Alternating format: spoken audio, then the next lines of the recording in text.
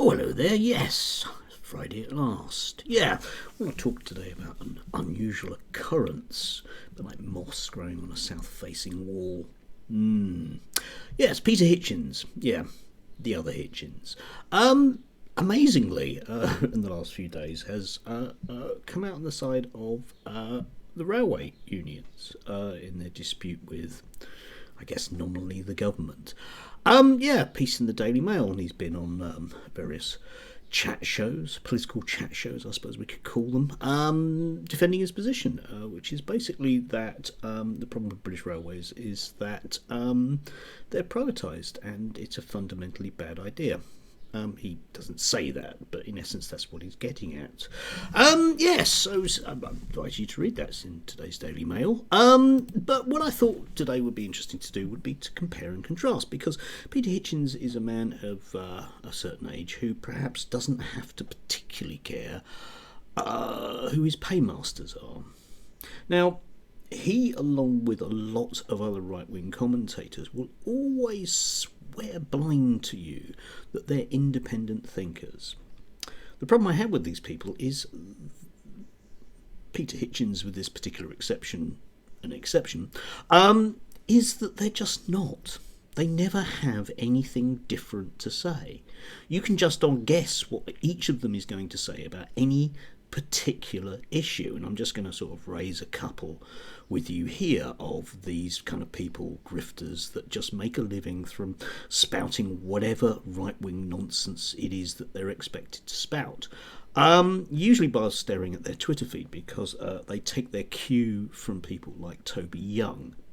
I'm going to start off with the delightful Sophie Corcoran, who is probably best described as a spiteful child. Whenever I think of a spiteful child, I think of someone like Sophie. She takes some delight in the pain and misfortune of others. Just to show you some of the sort of classic stuff that she's done recently. Here's one. When you can't get to work, doctor's appointment, kids can't get to exams, to see family because of rail strikes. Remind yourself that Labour backed this. They didn't. And that they were in receipt of large donations from this union. They weren't, because the RMT aren't actually affiliated to the Labour Party. See, that's two lies there straight away. Doesn't matter though, does it? No. So everyone in the comment section points out that she's wrong. She doesn't care. She's not in the business of dealing with the truth. Here's another one, because she does like a bit of casual racism, casual homophobia, casual transphobia. Spiteful Sophie, that's her. A police officer has been jailed for 20 years for sharing George Floyd memes, yet Claudia Webb got 80 hours of community service for threatening to throw acid on someone and harassing them. Well, interestingly enough, that's libel, because she didn't. But it doesn't matter to Sophie, because that's what her audience, she believes, wants to hear. Again, it's a lie. It's a libelous lie. And in fact, Claudia Webb herself went on Twitter to point this out to her. Nothing. Because that's not the business that she's in. Okay, next we come to our delightful Darren Grimes. Darren Grimes, everyone's token gay Geordie. Except he's not a Geordie. They hate him up there. I love this one. This is from yesterday. Okay, I mean, you don't have to scratch the surface with these people very much. People like Sophie tend to go back and delete her tweets that are more than about 2 months old, because otherwise they really do look like a vast level of racist accumulation. So she gets rid of those, just in case. So here's Darren Grimes, okay, and I did love this particular one, because the way that he's managed to shoehorn some key right-wing words here into this is amazing, okay? A piece about Tom Hanks in The Guardian.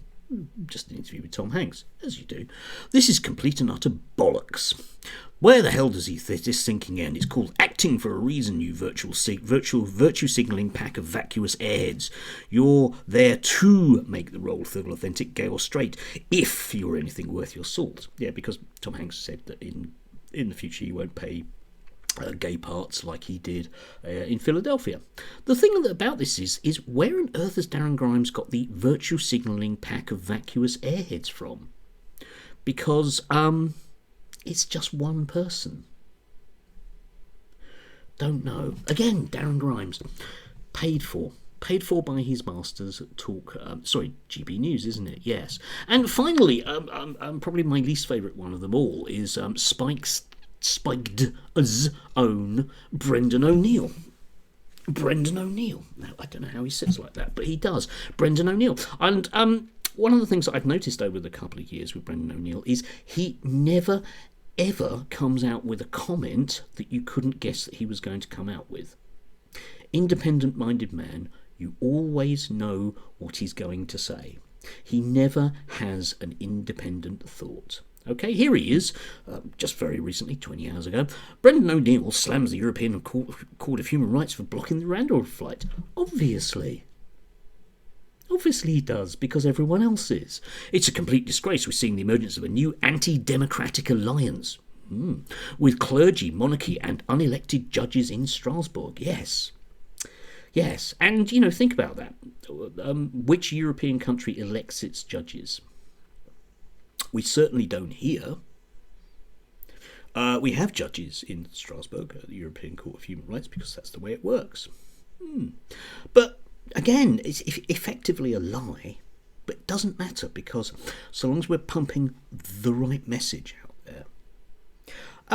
I hold these people beneath contempt to a certain extent because they will swear blind, like I say, that they are free and independent thinkers, and yet they never, ever come out with their own thoughts on something. You would have thought that the right, using that as a generic term, that champions free and individual thinking would manage to come up with a different opinion every once in a while, but they don't. It's just always the same. It's just the same US-backed libertarian rubbish, and it doesn't matter if it's untrue, just so long as it's out there. And that's what they do for a living. That's how Spiked makes its living, because they have American donors. It's how Sophie, little spiteful Sophie, makes her living, okay? Because she will be invited on, because you can guarantee that she will say the same thing. There are others out there. Look at Andre Walker is another classic one who can be guaranteed to use all the right words, not necessarily in the right order with Andre, bless him, but he can be guaranteed to do so. So he gets invited on to commentate. It's not a commentary; it's just agreeing with whatever the station line is from Rupert Murdoch. I don't know. I mean, let me know in the comments what you think about this stuff. I just find it depressing. Sadly depressing that these people are prepared to simply shut off any traces of humanity or rational thought because that's what they get paid to do. I think it's a bit sad to a certain extent. Bit sad. Anyway, perhaps a depressing thought for Friday. Go out there. It's going to be really hot today. Everyone in Britain is saying the same thing. It was really hot yesterday. It's going to be really hot today, but it's going to rain tomorrow. Yes, indeed. Okay, just have a nice one. Enjoy the weekend. I know I'm going to.